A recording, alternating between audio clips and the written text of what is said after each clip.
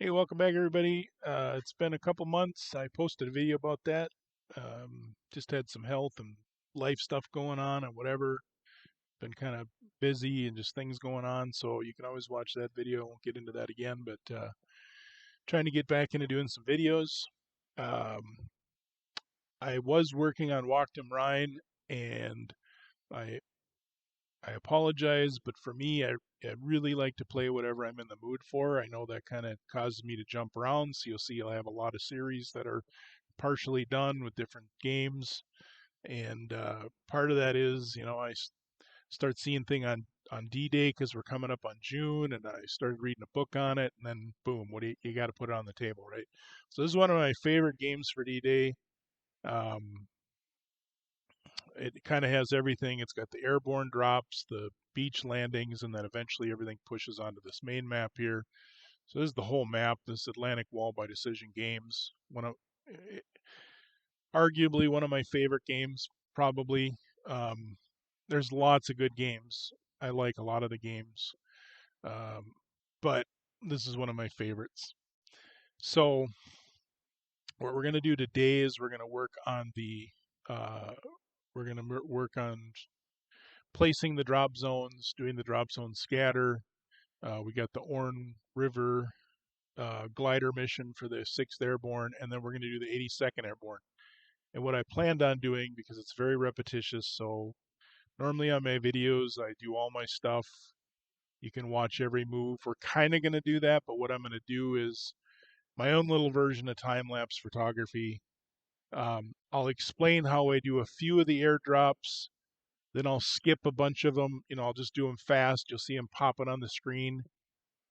And if I get to one that has like a combat where we land on a German, or if there's some other special thing we haven't talked about, I'll stop and go over that uh, to try to shorten the video and to try to, like I said, I'll do a couple, three, the first drops, explaining how we come up with that, how you figure everything out. And then I'll try to skip some so the video isn't super long. And again, this is only 82nd Airborne. There's actually quite a few steps, but when this gets populated with the airborne, they fill out this whole area, and I think it looks so epic. So we'll see how that goes. So I'm going to zoom in a little closer. I think this level works pretty good. Otherwise, it tends to me it's hard to see on the video. So we'll try to zoom in about this level. But the first thing we're going to have to do is the Pegasus Bridge mission. So you drop this unit, it automatically goes here, it doesn't scatter. And so what you want to have is the Atlantic Wall. I think the 4.0 uh, September 2016 A is the most current. I'm not aware of another one. If there is a different Atlantic Wall scenario specific, let me know. I own Atlantic Wall, but I like to use the PDFs when I'm doing videos because they're easier to see. And then I can explain to you what I'm doing. So we're going to basically go through these first two parts here, the drop zone placement segment and the airborne drop segment. We're going to start that. And there's 11 different segments. So you get gliders, then you get you get a movement, gliders, allied combat, German movement, German combat, the second movement for allied, second combat, second movement for German, second combat. And then we're going to go to the beach landing. So that's my goal. So like I said, I'll try to do it as teaching. And then try to skip over some, just hit the page down. It'll blow through because what I do is I create the log file, so the log file is already done on Vassal, and then that way I can just hit the button and it helps me so I don't have to edit so much, or if I have to look up a rule when I'm playing this, you don't have to wait for me to do that, and then I got to find it, edit it, blah, blah, blah, right? Okay, so that's what we're going to do. So let's go look at the Pegasus Bridge mission. So the Allied player conducts this mission prior to any other activity. The object of the mission is the capture of the two bridges over the Orne River. The one-step ox and buck koi displayed on the airborne display is used. Conduct the mission as follows. So you place it in hex C5217. Then I'm going to roll a d10. On a roll of 0 through 8, the Orne River Bridge is captured. So we placed it, and let's make our roll, and we get a 2, so we captured the Orne River Bridge. Result of 9, you would take some damage. The German player then rolls a d10. If the result is 0 for 4, the bridge is destroyed. Well, it says I captured it, so the result of 9, I would have done that. So they don't get to destroy that bridge. So we're happy about that. So then, the third bullet point, the Allied player rolls a second d10 using the procedure above to determine the status of the Orne Canal Bridge. On a result of 9, reduce the glider company appropriately. We'll skip all that. We'll see what we rolled here. And we rolled a 7. So we rolled what we needed to, an 8 or less. And so that's it. So that's a pretty easy mission. We now own this bridge section, so that's a good start for the Airborne. And we're off to a good start. So now let's go work on drop zone placement. So what we're going to do now is we're going to place all these drop zones. And when you read in here, it says to use the so basically, the Allied player places each drop zone marker in its designated target hex. The target hex are listed on each drop zone on the airborne display. You should have a piece of paper available to track the status of each, and we're going to do that with this notepad thing, so just kind of ignore that right now because this is all full from the whole turn because I've been using it, but this is what we're going to use instead of paper. And it says ignore the hex numbers printed on the counters and use the ones on the airborne display. And then each drop zone marker is then checked for scatter using the drop zone placement table. So we're going to roll a d10. We're going to consult that table. And I'm going to use the ones on here, which kind of will cover up the map a little bit. But so here's the drop zone scatter table, right?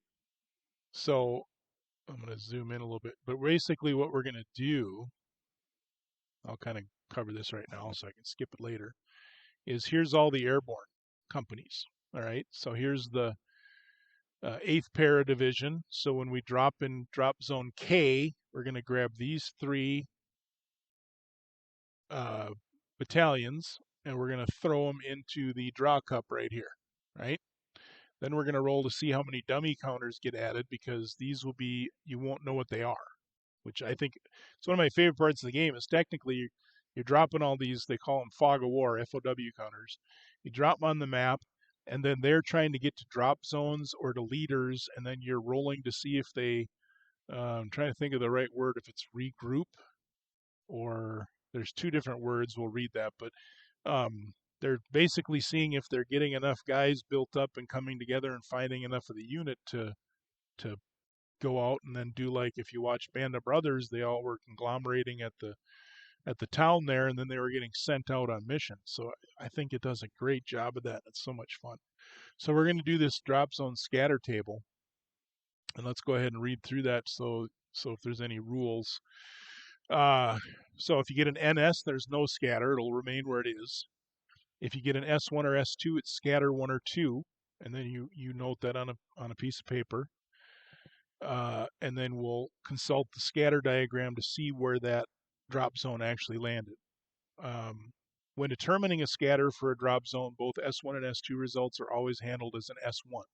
Okay, so you're going to record the S2 because that's going to affect the sticks, right? The different units dropping out of the planes, but it doesn't affect the drop zone, which is initially the pathfinders that dropped earlier to set up the beacons and stuff like that. So if the drop zone scatters into a hex with a German unit, you place it in the hex.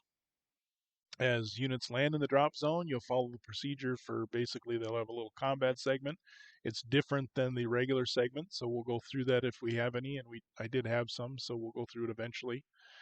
And then basically it tells you how to do the scatter, which I'll just show you instead of reading all that. Airborne division's main drop zones will not physically scatter, so what I did on those is I put this little star by them. So drop zone W, drop zone E, and drop zone N do not scatter. You still roll for the status, but the marker won't move. Okay? The 6th Airborne has another drop zone that will place in the PM, so I didn't place that one. And then we're going to roll for the status of the drop zone. So let's go ahead and do some of this, and then we'll get started. So here we're placing the drop zones, right? So this is where they originally go. and then we're going to go place. So now so that was way over on the 6th Airborne, in case you're not familiar with the map. I'll zoom out real quick here. So we placed the drop zones for 6th Airborne, which they used to basically protect this flank. It was interesting in the book I was reading, a little side note, is originally the plan was they wanted to attack Con here and drop the airborne into Con, but Monty, I guess, didn't like that idea. He thought it was too bold. I would love to see if they would have done that. I mean, because taking Con is so difficult. All right, so now we're back over here to the 82nd. Zoom in a little bit here. And so replacing all those, getting them their starting positions, and then replacing the 101st now. So these are all our drop zones.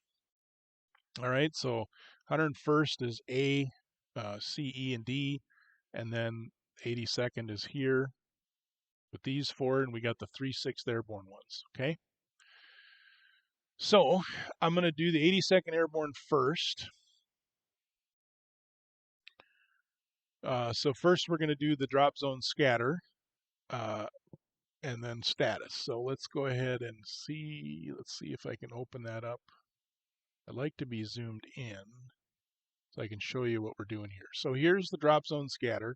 We're going to do O, and we're going to use the 82nd Airborne counter. Okay?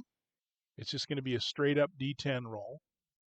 We rolled a 2, and if you look at that, that's an S1. So what I did here is I had O, and then I put the status as S1. Okay? And the S1 is going to matter because then when we roll the status later, which that's a crappy status, we will use the S1 column on the drop zone status table. Basically, that's reflecting, well, this is my thoughts on it. They don't really say, but it's reflecting how far off course they go due to anti-aircraft fire. Did they start dropping sticks early or late? Stuff like that. How is the wind going? I like the variableness of this because to me this makes this replayable over and over. You're not just dropping everything on the same spot, right? So that's pretty epic. I like that. So, all right. So we ended up with an S1 there, which I put here, and then we rolled a 2. So here's how this works. It's scattered 1 hex, right?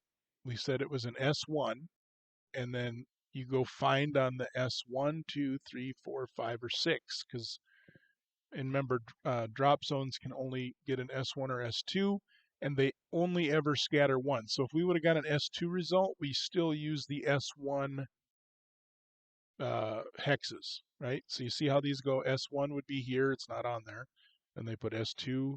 This would be S3, S4, S5, S6. Okay? So we roll to see where O is going to scatter. And if you do a 2, all right, it's going to go there, which I think I move it there anyway. And it's going to land in this marsh, which is not great.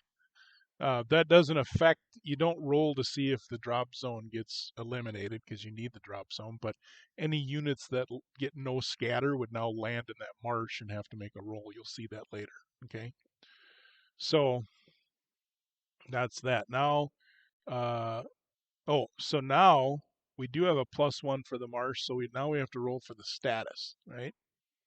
So that does affect this right here. So we're an S1, remember, that's our status. So this is O. This little dash meant that I dropped all the sticks because I had to keep track of which ones. So you can ignore the little dash. But the drop zone O, S1. So we would go over here to the status table. So now we're going to be on this column. You'd get a +1 if you're adjacent to a German unit, +2 if you're adjacent to German flak. It's one or the other. So whichever is the highest. And then +1 for marsh or woods, and +2 if it's a city, town, bocage. You use the higher one, right? So you're going to have 2 different modifiers. The most you would have is a +4 to a nothing, all right? So we roll the die. We got a 7, all right? So that's going to equal an 8 because we're on the S1, and that's what gave us our status of D, all right?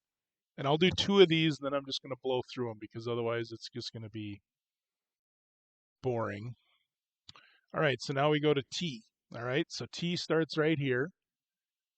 And this is not bocage, it's hedgerow, so there's no modifiers for that. So we want to hopefully keep in that zone. So we roll an 8, 82nd Airborne. We go down here, so we get an S2. That's not good, right? So we go over here to T, and I put it as an S2, right? And this is kind of a spoiler alert, but whatever. So then, now this is where you would normally roll on the S2, but remember drop zones only roll on the S1 or S2 or S1 no matter what they get, S1 or S2. So basically they're saying they'll never scatter more than one hex because of how they dropped. And they have a little note in there why. Something about the Pathfinders wouldn't have set up in certain kinds of terrain or something. So we roll a 52, and I should have moved the deal. So if we do 52, that's straight south. So now drop zone T will move into the woods. And if we look on here, we're not next to any German or flak, but we do get a +1 for the woods. So on the S2 column, so now we go to this one, and now we're going to go to the S2 column. We roll a 3, so it would have been a C if it would have stayed there, which is better because then our guys are going to be more grouped, going to have a better chance of getting them and organizing. I think it's reorganize and regroup are the two words they use, and I'll explain the difference when we get going. But because we had a +1, it gives us another D, so that wasn't good. Okay, so that's pretty much how we're going to roll for all the statuses. And what I'm going to do is just kind of click through these. So we're going to do N next. I'm not going to do we've done it twice. So if you got any questions, put it in the comments below. I can answer them for you. But we roll a 6, that ended up being an S2. We rolled a 58, and that moved to the south. So it moved away from drop zone T, but we move into the woods again. Rolled a 6, so we're back at D. So not a great start for the 82nd Airborne. So they're really going to get scattered pretty bad here is what I was saying. Now we're going to do W. Now W, if you remember, that had the little asterisks by it because the W, we're going to roll the status, which you can see we're going to end up with a crappy S2, but this will not move, okay? And remember there's the note that says, is right here, division scatter. Airborne division's main drop zone will not physically scatter. And they give you it's the British 6th Airborne N and W, the 82nd Airborne W, and the 101st E, okay? And that's where they said the Pathfinders for these drop zones would not have set up in certain types of terrain. I want to say those are glider ones, but I could be wrong. Okay, so I roll a 3. It's an S2 for the status, which is really stinky. I roll an 8, so it's ends up being drop zone E, which is I think the worst one you can get. So not great, which means when I roll to see the different battalion or the different companies that are dropping, not companies, the different battalions dropping, uh, they're going to be flying all over the place. So it's interesting. I like it. Okay, now we're going to do the 101st. I'm just going to kind of blow through those. So we're going to do drop zone D. We roll a 9, so we're really doing well here with the S2s, and that's sarcasm. We roll a 16. And so I've had this happen several times. D ends up on top of E. And I don't know if it's because of all three of these being together, but I've played this opening about 3-4 times for fun, different times in life, and I almost always end up with 101st Airborne on top of another drop zone. All right, status roll as a 2, so it ends up being a B. So that's going to help us on our scatter of our dudes. Okay, then we're going to do drop zone A. We get a 7 for that, so we get another S2. We roll an 8, so it ends up going to the north. And there's no modifiers for the status roll because I'm not in woods or anything like that, so that was good. But then I rolled a 9, so I get an E. It's like I have my own worst enemy. Drop zone C. We get a 7, so it's an S2. Shocker. 31. We move to the northeast. So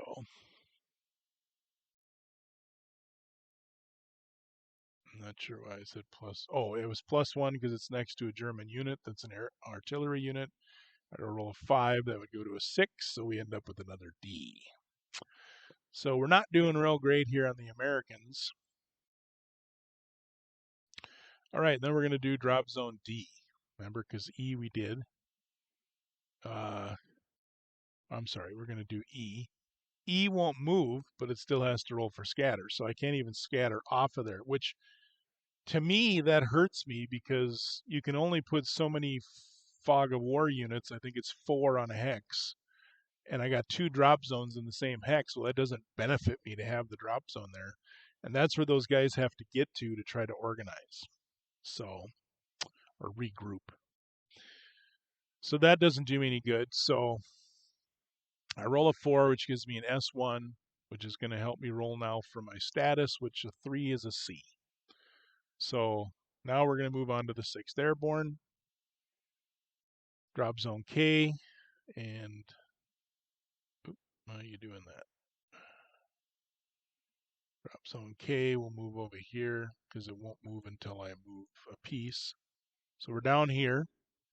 We roll a 1, so the British now, and if you look, just kind of show you where we're at. We rolled the 82nd, then we did the 101st, which has its own chart, and then the 6th Airborne, which has its own chart. They apparently did really well on dropping, is the worst you get is an S1 with them. You can see the Americans here just scattering all over the place. You needed a 0 to not scatter with the 82nd and a 1 through 2, or a 0 through 2 for the 101st. So anywho, so these should move a lot. So a 1 is a no scatter, so they get to stay right there. No modifiers, so we roll for their status. We get an 8, yuck. That makes it a C. So still rolling horrible for the scatter. Probably the worst rolling I've ever done for the airborne scattering. At least it felt like it. We're going to do drop zone V up here. We get a 3, so it stays right where it's at. There's no modifiers because it's in the good terrain. We get a 0. Remember, 10 in this game is a 0.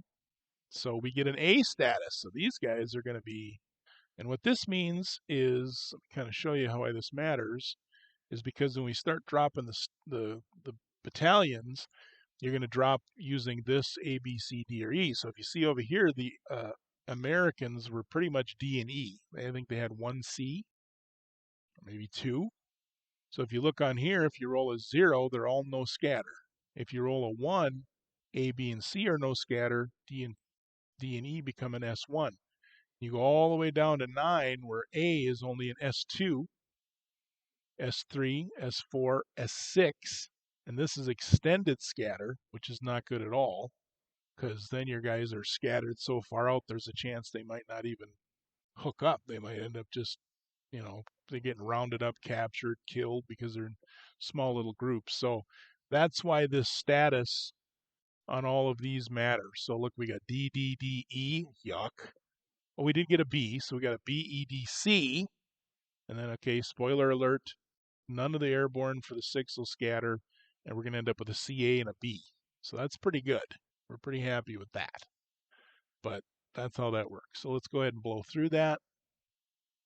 Drop zone N, it's all good. +1 for a German unit, ended up with a B. Drop zone W does not get placed till the PM turn. So that's a glider one, and that doesn't come in until June 6th, the PM turn, so we don't place that yet. Now we're going to go to segment 2. I wish that would quit doing that. Let's see. If you look over here, they also have the sequence of play. So now we're going to do the airborne drop segment. I guess I can't highlight that. But airborne drop segment.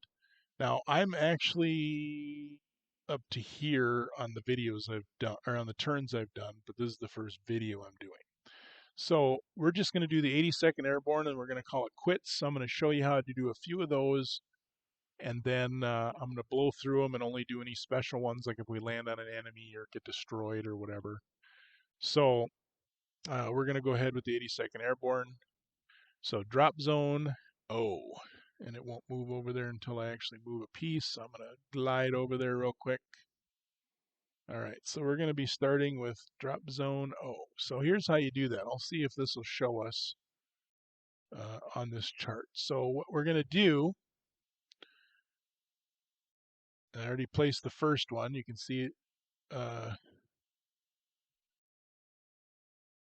Did not place the first one. What's going on there? Oh, there it is. Okay. So I put all 9 of these. So you can see they're gone, right? Because here's the pieces on there. So all 9 of these go into the draw cup. Okay. Then for each division, so there's 3 divisions, right?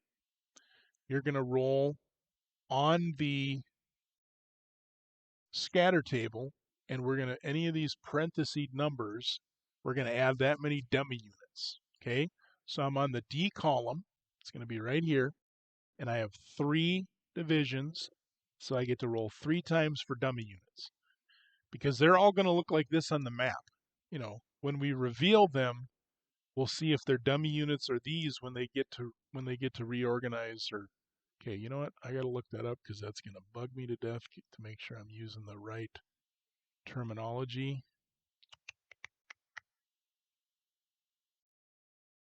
Okay, regrouping is when you get to try to flip them over to see what they are. Reorganizing is when you try to combine these into the uh, battalion marker. Am I doing that wrong? Yeah, these are companies. I don't know why I keep calling. Yeah. Okay. This is the 508th Division, right? The 1st, 2nd, and 3rd Battalion, and then this company A, B, C, D, E, F, G, H, I. So, okay. So when we try to regroup those companies, that's the really fun part. So we got 9 in there. We get to roll 3 times on the table, but we get the D, which gives us. So the one good thing when they scatter a lot is there's more chance that you'll get some dummy counters, but and that could be good or bad. I don't know. I'm kind of neutral on that, but so here we are in the O. So 3 rolls, a 9, 3, and a 2. So if you add those up on the D column, a 9 is 3, a 3 is 1, and a 2 is 1. So we should have put 5 dummy counters in there. Yep, so I did it right. So now this should jump to 14. Yep, all right, there we are. So now we are ready to start rolling for these companies to drop around drop zone O. So I'm going to shift this over this way because now we're not really going to use most of that. We're going to use this right here. Okay. So what the rule says is you take the first piece on, you put it on here, you roll for the scatter, and this is where they could scatter out to 6, right? So they're going to drop anywhere within, D goes out to S6. If it was a C, the most you'd scatter is S4. So this one, we have potential to use this whole table, okay? So that's not great because those dudes have to make it back to a drop zone or a leader, or they can do a bridge blowing mission, which we'll cover that later. I don't know how many bridges you want to blow up because you got to have bridges for when you get there. So we'll see. Remember, this is not best tactics. This is just how to play the game. You may have way better ideas than me.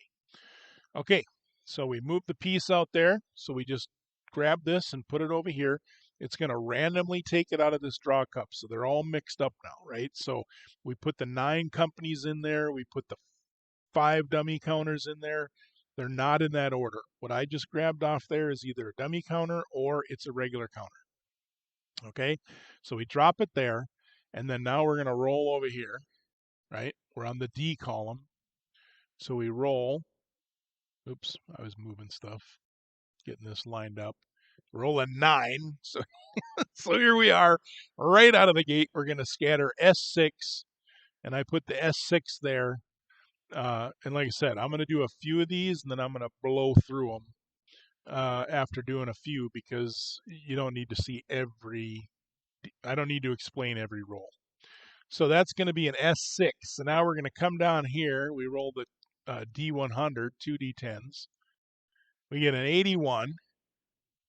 So if you look, I put it here. Normally I would just look and place it, but I was using these to kind of follow along. So here's what we dropped. So here's where the drop zone is. And this one's really easy. We just go 6 hexes out here. So if we go 1, 2, 3, 4, 5, 6, we're going to drop right into those woods. Boom. Now, there's a little bit of a problem with dropping in the woods. Okay. I don't like this chart, how they put it on here, so I'm going to use this one because I found this one easier. Let's see, where's it at? Airborne drop, para, generating dummy units. Yep, we did all that.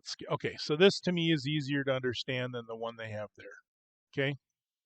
So you place the unit in the designated hex. If the hex contains any of the below terrain, roll a d10. If it's a woods or town and you roll a 9, it's eliminated. They took too much damage, they got hung up in trees and captured, whatever. If it's a city, bocage, marsh, or forest, you roll the same d10. A 6 through 7, it's going to go on the ES track. And an 8 through 9, it's eliminated. If it goes in an all water hex, it's just eliminated. Okay, so like if it goes out into the ocean or whatever, because I've had that happen. If it goes on the ES thing, then we roll on the ES chart down here, a 1 through 9. It'll go on this table right here, the extended scatter box. And if you roll a 0 on that, they're dead. So there's lots of perils for these paratroopers, right? So we ended up over here. We're on the wood hex, so we get a +1 for that. Okay. So we roll and it's eliminated. Why did I put an 8 or 9? Did I do that wrong? Oh wait, maybe that's in bocage. Yeah, that's in bocage. Oh yeah. So okay. So this is hedgerow, which doesn't hurt us. Was it on that one? Am I speaking out of turn there?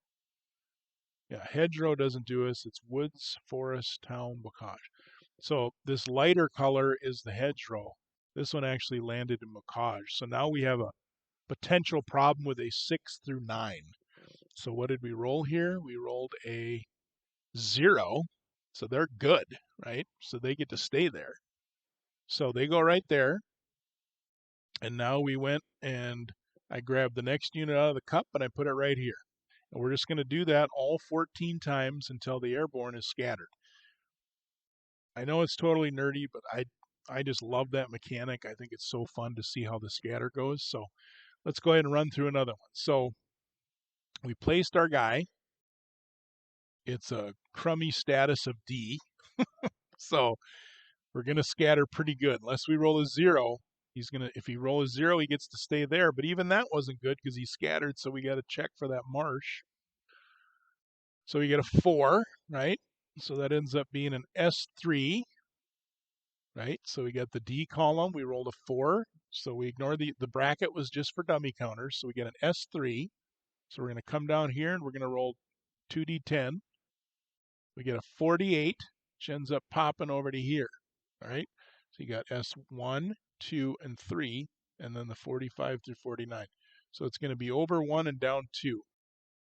Right? So we should go over 1. We should end up right there.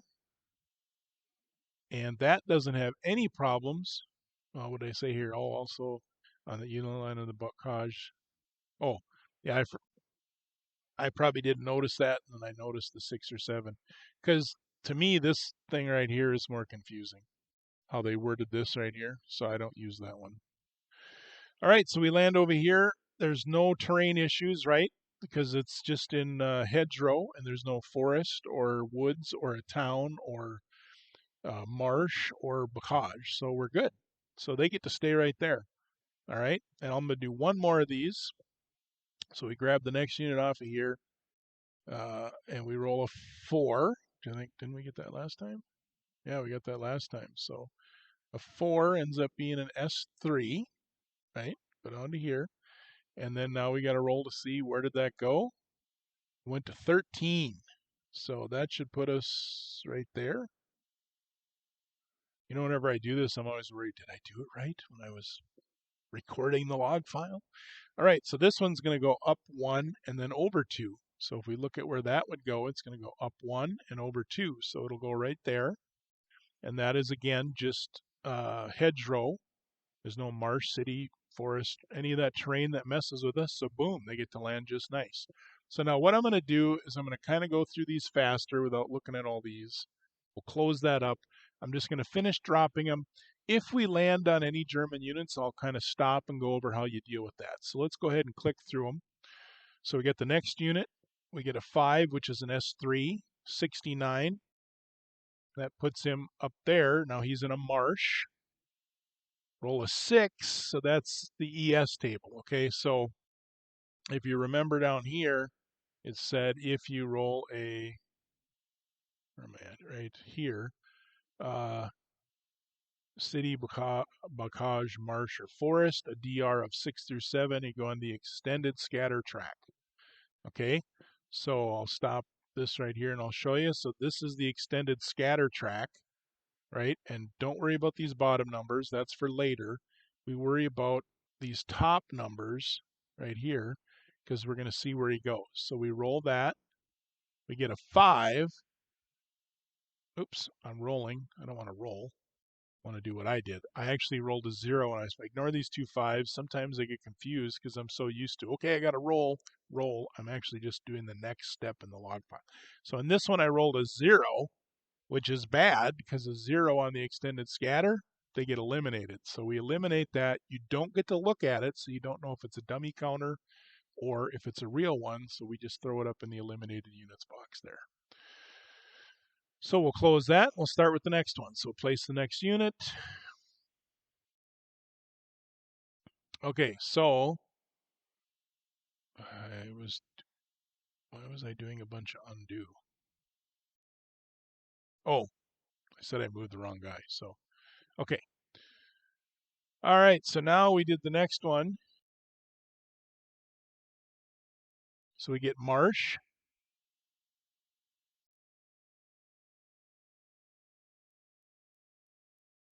Next one gets play, and he got eliminated in the marsh. So we did the next one. It's an S3. We roll an 11. And an 11 S3 ended up in there. We have woods to roll for, and we are safe. Next unit, rolled a 7, S4, 78.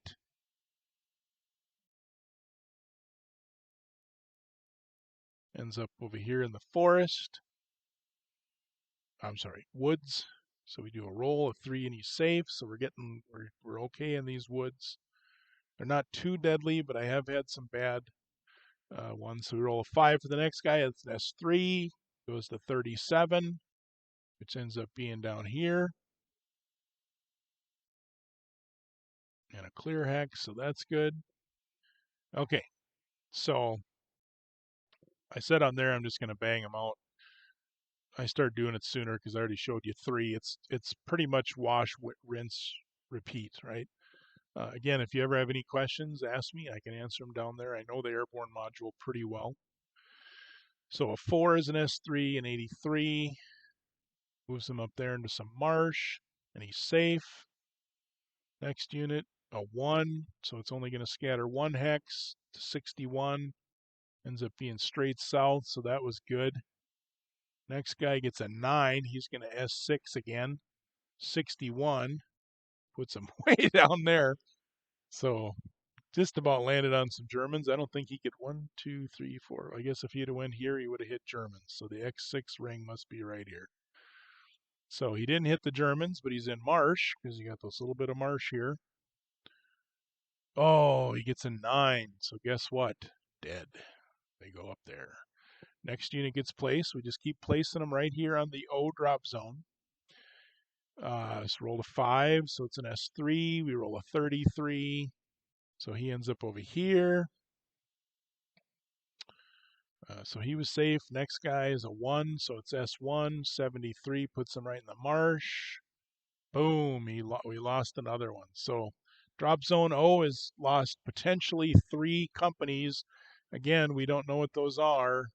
They could be dummies, and we're hoping they are because we don't want to lose actual dudes. All right, next one, a 4 is S3. We roll a 99. So that's going to go up there into the woods. A 2 is we're safe. Next unit, roll a 9, so another S6. So you can see, it's kind of funny to see the circle forming around the drop zone O, right? So an S6, we get a 41. Boom. So he goes way to the south into this marsh. And he is fine in the marsh. So they make it, which is good. All right, so drop zone O is done. You can kind of see here it's pretty spread out. You can zoom out a little bit. What I'm probably going to do is, I guess I don't know if I want to do all the drops on camera, so to speak. Maybe I'll do like the faster version just so you can kind of see where they drop. Either that or I'll just start with all the drops done. I'd like to show you there is somewhere the units land on the Germans. So I guess I'll probably go through that so we see a couple of those. Oh, I'm sorry, we're not done. We still have drop. We have this. That was the first drop zone. Now we have T. So I'm going to blow through these a little faster, right? So I'm not going to go over all of them. We've already discussed what happens when you land on marsh and all that. So I'm going to go until we hit a German unit. So again, good time to cover this. So we're doing drop zone T. So I grabbed all the 9 companies, 3 divisions, right? And then so we put all 9 in the cup. This is also an area status D. So we're going to use this for the dummies. We get 3 rolls. That's 6 dummy counters. So we end up with 15 in the bucket. And I'm just going to go through those. All right, so boom. Okay, so now also when you get a leader, this one had a leader. You can put the leader with a unit. You have to declare that the leader's dropping with that unit. I like to just do the first unit every time. But you can lose the leader. So that's, they suffer the fate. So if I hit the marsh, so dropping the leaders is always kind of scary.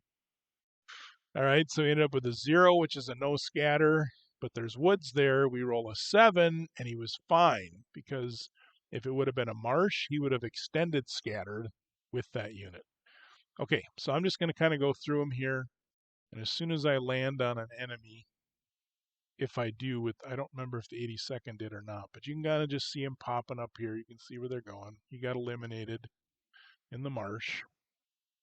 He went way up there. This guy went way down here. And he lived.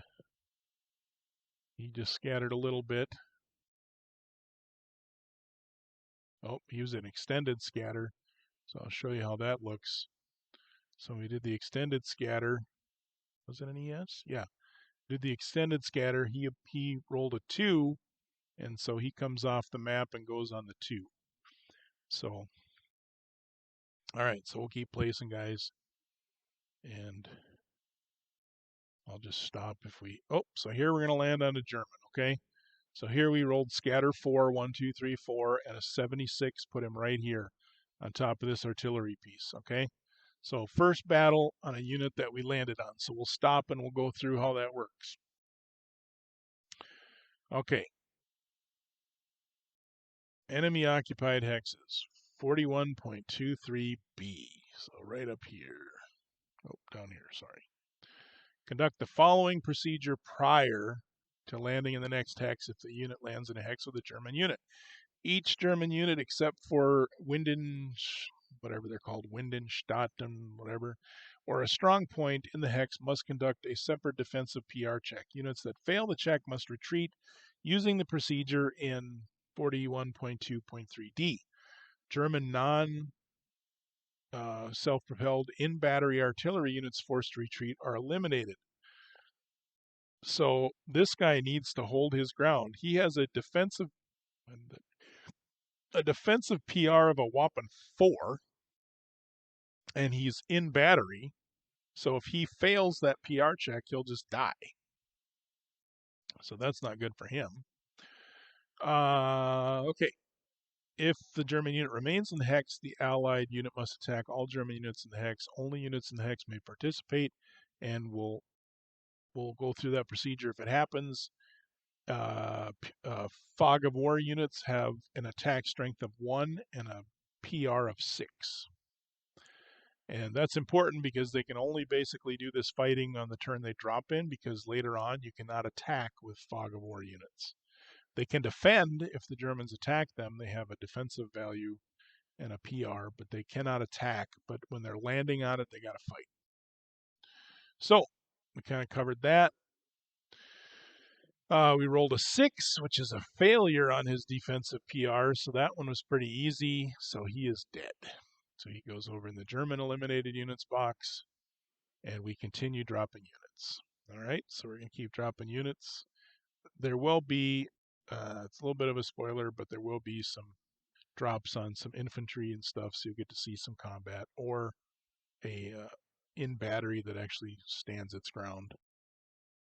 So we lost another guy there in the swamp, or the marsh. I guess I call him swamp.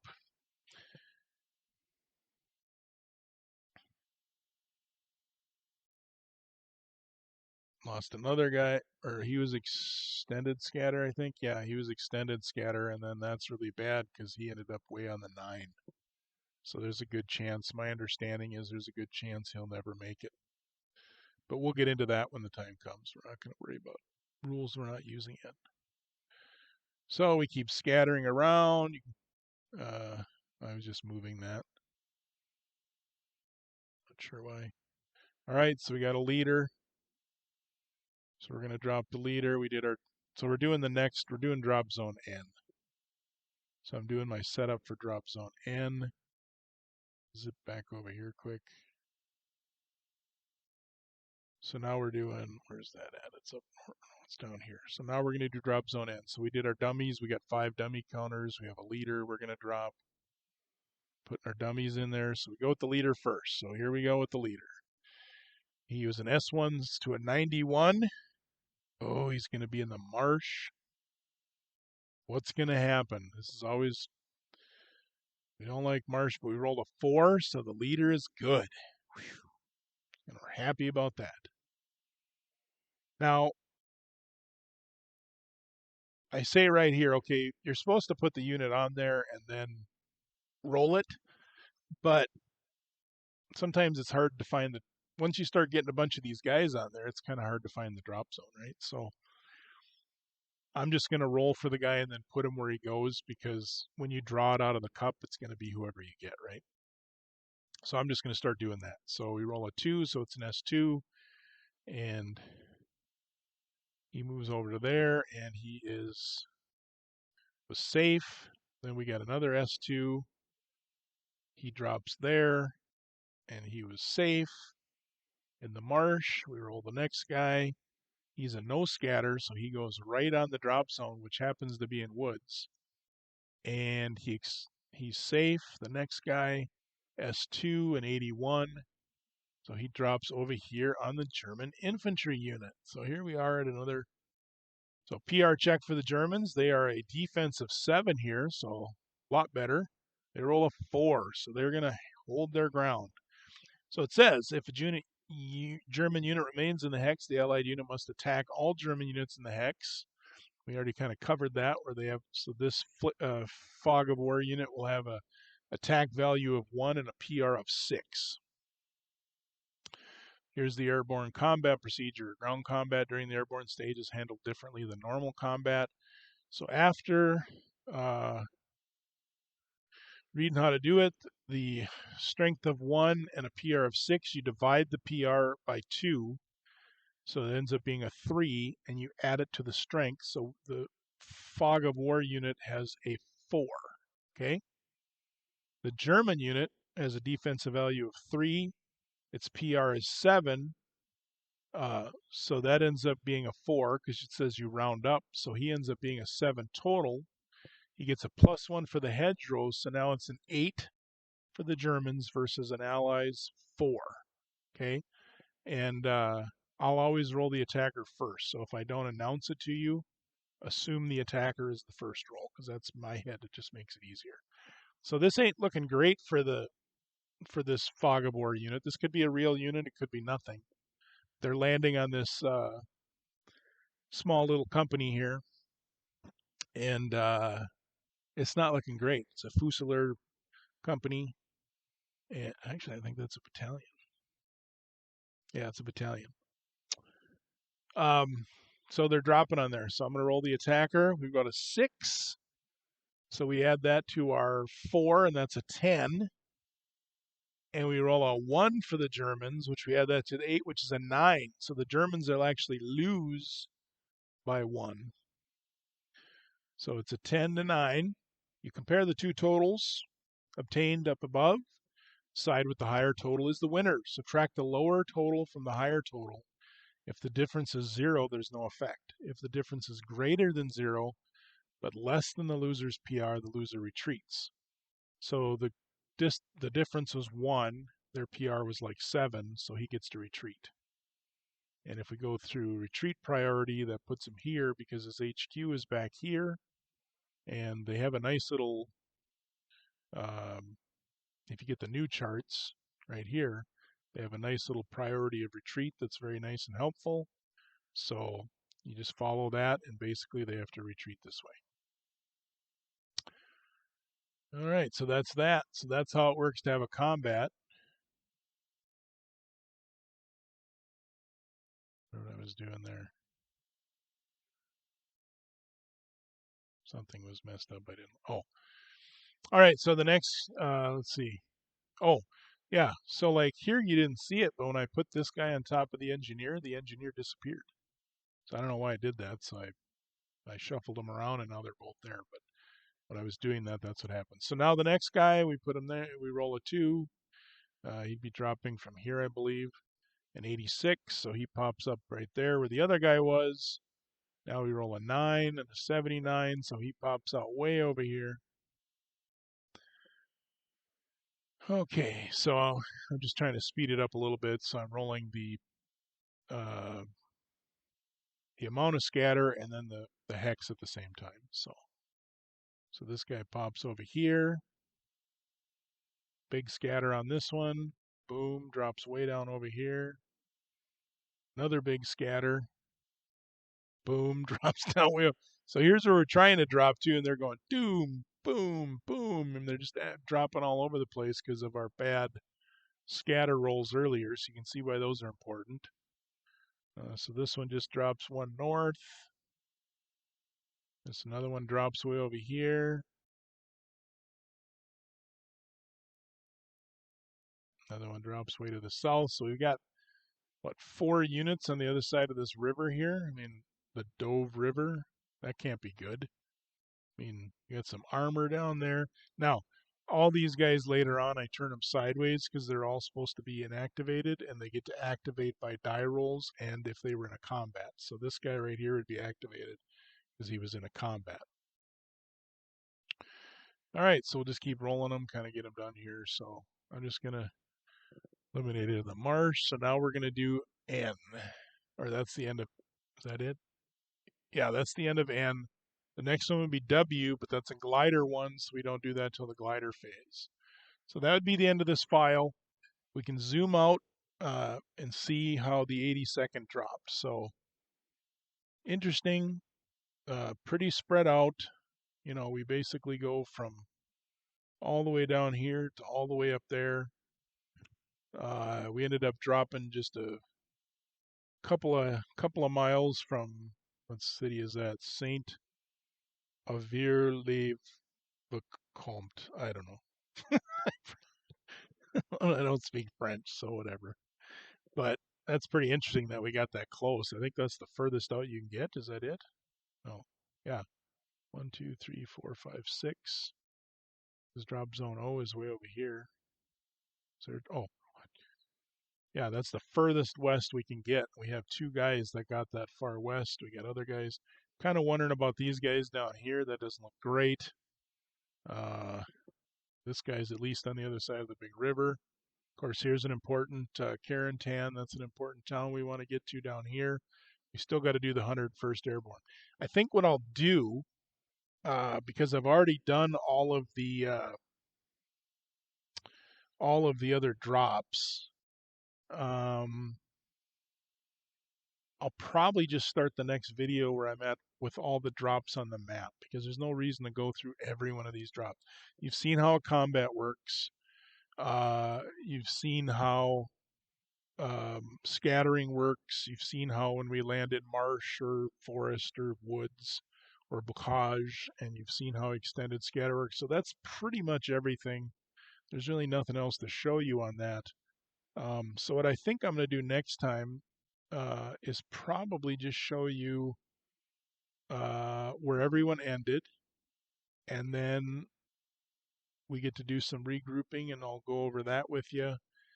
I still have to do, the 6th Airborne and the 101st, so I think we'll just end it there, and I'll just have all that stuff placed versus doing all of it. But if you got any questions on how it works, feel free to put it in the comments. If you're not subscribed to the channel, if you'd subscribe to the channel, it helps the videos get better ratings and pushed out more. So, but yeah, so thanks for watching, and I will see you on the next video.